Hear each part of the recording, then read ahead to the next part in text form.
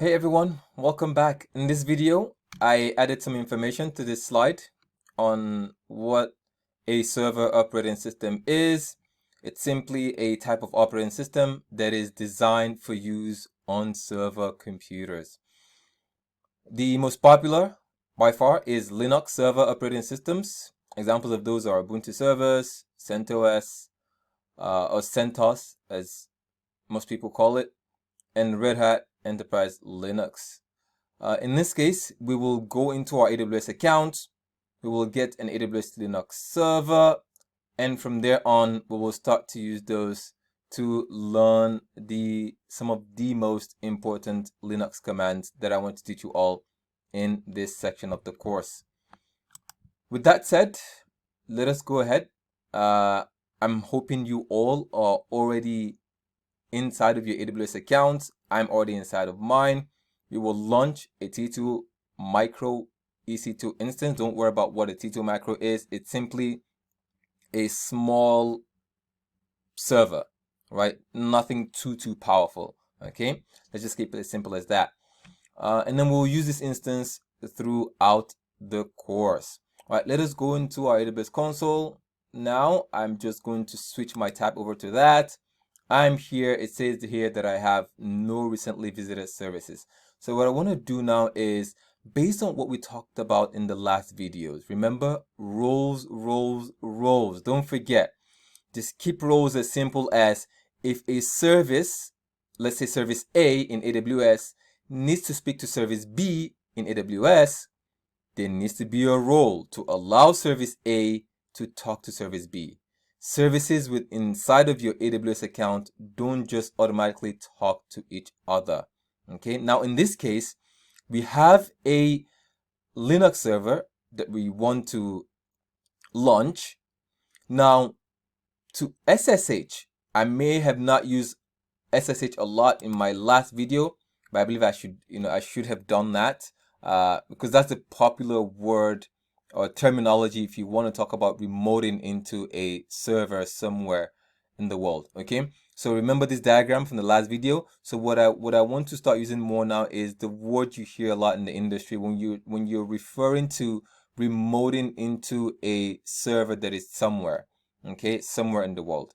Okay, we say SSH, which stands for secure shell.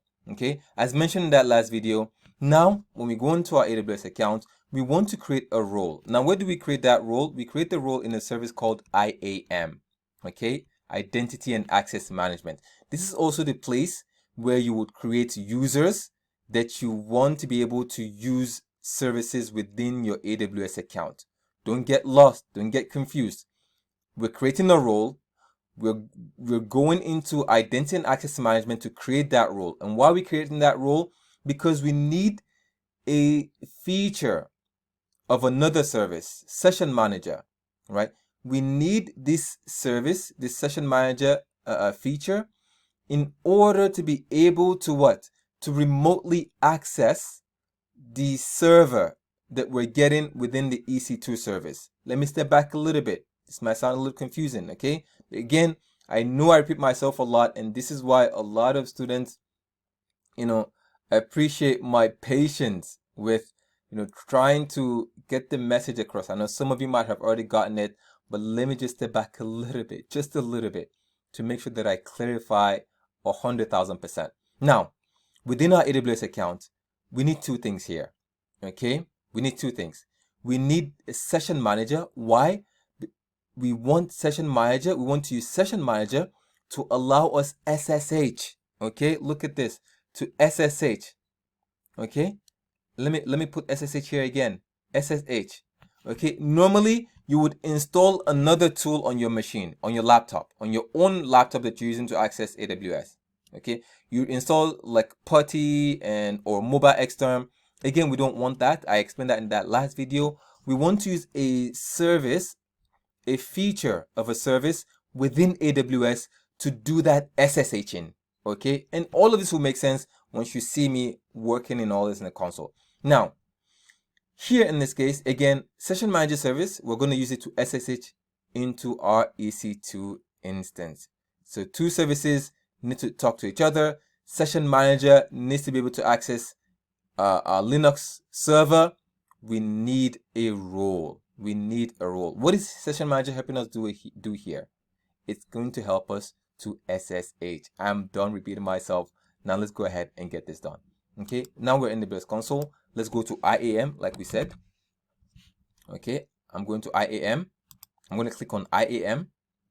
Okay, now that I've clicked on IAM, I'm going to go to roles. You got it right. Let's go to roles. Okay, I'm going to go to roles. Okay, now I'm going to create a role. Okay, those are previous roles that are created from past demos. Okay, now I want to create this role for an AWS service. Okay, and that service is going to be EC2. So go ahead and choose EC2. Leave this box checked, choose EC2. Now go ahead and click on next.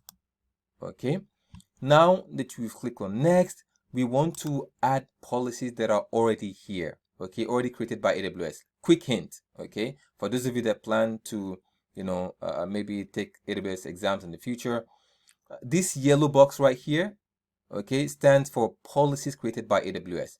You as a user, you can also create your own policies and define what actions you want certain things, certain individuals to be able to do. Okay, certain individuals or certain services to be able to do. Okay, so now here there's a policy that we want to put on this EC2 instance. This policy is going to allow session manager from another service in AWS to be able to interact with our Linux server and allow us to remotely access it. Okay, so we have the role. Within this role, there's a policy that's going to allow session manager to access this EC2 instance, so we can what? So we can do whatever we want to do on that Linux server. Okay, Linux, let me say EC2 Linux server. Okay, now what I want here is manage instance. Okay, let's do that again. Let me erase here.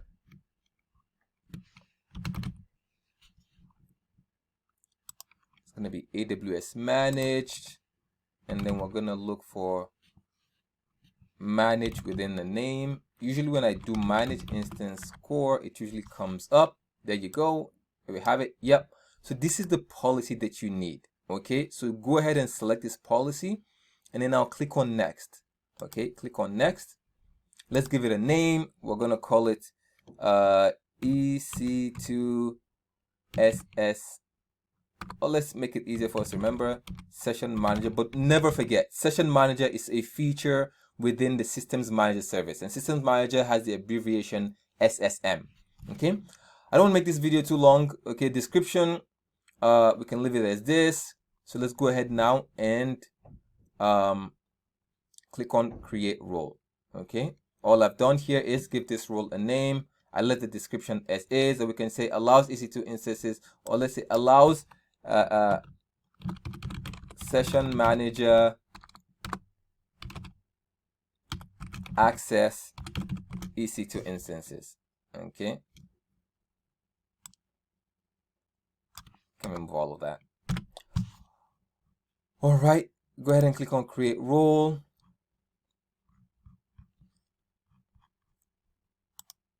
Create role. Now it's creating the role. Okay, now the role is created. Don't forget the name, EC2 session manager created. All right, now we're done here. Now let's go ahead now and go to EC2. Okay, type EC2 in that search bar up there. Okay, now click on EC2. Okay, I hope you all are with me, you're following, and all this makes sense. Now let's look for, if this is completely new, you might not be seeing the exact same thing. I just want you to look for launch instance. Okay, I just want you to look for launch instance. Launch instance is exactly what we're looking for. If you're able to see instances on the left here, go ahead and click on instances.